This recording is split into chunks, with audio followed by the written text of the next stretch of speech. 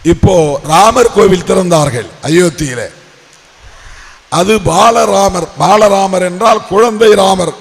குழந்தையாக அவர் அங்கேதான் பிறந்தார் என்பதால் 5 வயது குழந்தை 5 வயது குழந்தையாக ராமர் இருந்தார். எப்படி இருந்திருப்பார் என்று யூகம் செய்து ஒரு சிலையை வடித்திருக்கிறார்கள். அந்த சிலை கண்ணங்கரேல் என்று இருக்கிறது. நம்முடைய தோளின் நிறம் ராமருக்கு இருக்கிறது. கருப்புக்கும் பிராமணர்களுக்கும் சம்பந்தம் கிடையாது. பாப்பான் கருப்பா இருந்தால் சந்தேகப்படு என்று ஒரு பழமொழி இருக்கிறது. கருப்பு பாப்பானை நம்பக்கூடாது என்று சொல்வார்கள். ஏனென்றால் பார்ப்பனர்கள் கருப்பாய் இருக்கவே முடியாது. இருந்தால் எங்கோ ஒரு இடத்துல கலப்பு ஏற்பட்டு இருக்கிறது என்று பொருள். அதனால் கருப்பு பாப்பானை நம்பக்கூடாது என்ற ஒரு பழமொழியே உண்டு. இப்ப ராமர் கருப்பாக இருக்கிறார். ஒரு உண்மை தெரிந்து விட்டது, அவருக்கும் பிராமணருக்கும் எந்த சம்பந்தமும் இல்லை. அது அவர்களால் திரிக்க முடியவில்லை. கிருஷ்ணரும் நீல நிறத்தில் தான் இருக்கிறார். நீல நிறத்தில் தான் இருக்கிறார். அவரும் வெள்ளை தோல் இல்லை. அதனால்தான் யாதவர்கள் எங்கள் குலத்தை சார்ந்தவர் என்று சொல்லுகிறார்கள். ராமர் பழங்குடி இனத்தை சார்ந்தவர் என்று சொல்லப்படுகிறது. சிவபெருமானும் பழங்குடி இனத்தை சார்ந்தவர் என்று சொல்லப்படுகிறது. பார்ப்பனர்கள் கும்பிடுகிற பெருந்தெய்வங்கள் எதுவும் பார்ப்பன குலத்தில் இருந்து தோன்றவில்லை.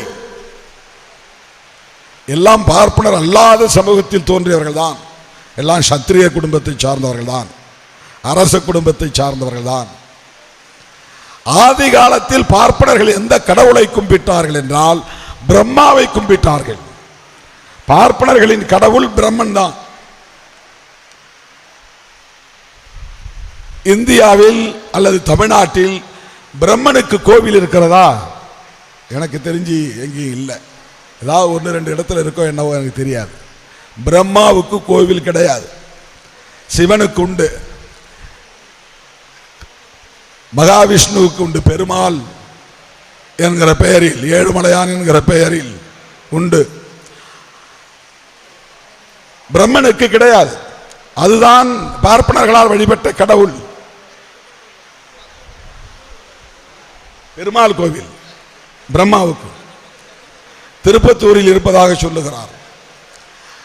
அது ரொம்ப ரொம்ப அரிதாக 1-2 இடங்களில் இருப்பதாக சொல்லப்படுகிறது. கடவுள்கள் எல்லாமே பார்ப்பனர் இல்லாத கடவுள்கள் தான்.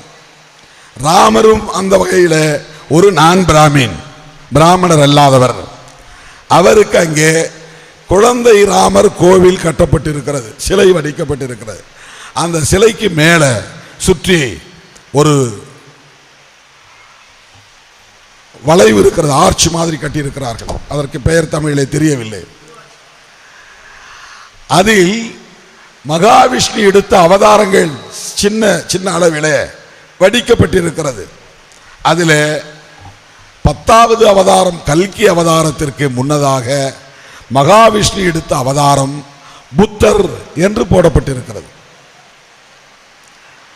புரட்சியாளர் அம்பேத்கர் சொன்னார், பௌத்தத்தை ஏற்கும் போது சொன்னார், புத்தரை மகாவிஷ்ணுவின் அவதாரம் என்று சொல்லுவதை ஒருபோதும் நான் ஏற்றுக்கொள்ள மாட்டேன்.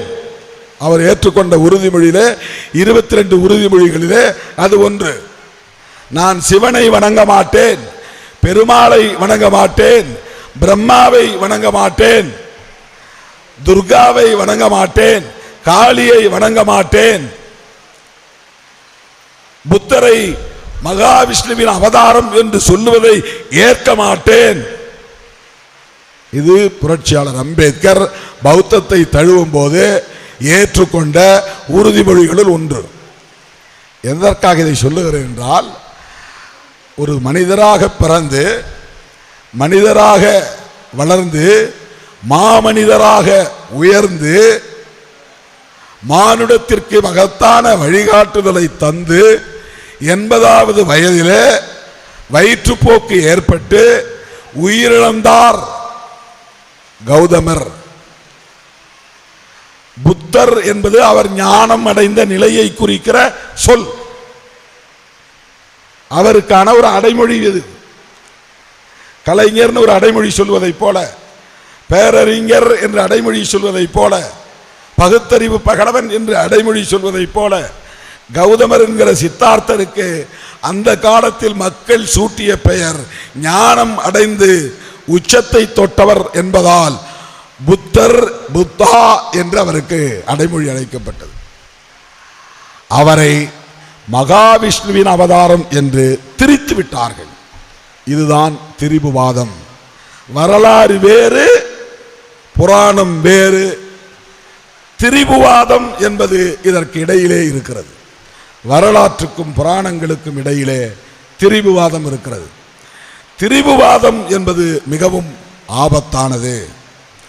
அதை கவனிக்காமல் போனால் நாம் நம்முடைய சுயத்தை, நம்முடைய உண்மை அடையாளத்தை, நமக்கான தனி சிறப்பை, நம்முடைய பாரம்பரிய சிறப்பை இழந்து மூன்றாம் தர, நாலாம் தர குடிமக்களாக மாற்றப்படுவோம்,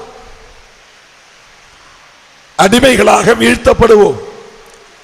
நமது வருங்கால வாரிசுகள் சொல்லனா துயரத்திற்கு ஆளாக நேரிடும். ஆகவே வரலாற்றை திரிக்கிற போது கவனமாக இருக்க வேண்டும். அவற்றை தடுப்பதற்கு முயற்சிகளை மேற்கொள்ள வேண்டும். தடுத்து நிறுத்தியாக வேண்டும். மிக கவனமாக இருக்க வேண்டும். 63 நாயன்மார்கள் இந்த தென் மாவட்ட பகுதியில் தான் என்று கருதுகிறேன். சில 10 ஆண்டுகளுக்கு முன்பு 64வது நாயன்மார் பெயரில் பட்டியலில் பெரியார் பெயரை சேர்த்து ஒரு துண்டறிக்கை போட்டு விட்டார்களாம். 64வது நாயன்மார் ராமசாமி நாயக்கர் என்று போட்டு விட்டார்களாம். திராவிடர் கழகம் போன்ற அமைப்புகள் விழிப்பாக இருந்து அதை எச்சரித்திருக்கிறார்கள். திரிபுவாதம். காந்தியால் சுதந்திரம் கிடைக்கவில்லை, காங்கிரசால் சுதந்திரம் கிடைக்கவில்லை. நம்முடைய RSS ரவி, RN ரவி நீட்டி முழங்குகிறார். அது வெறும் அரசியல் என்று நாம் கடந்து போய்விட முடியாது. அவருக்கு காங்கிரஸ் பிடிக்கவில்லை, அதனால் பேசுகிறார்.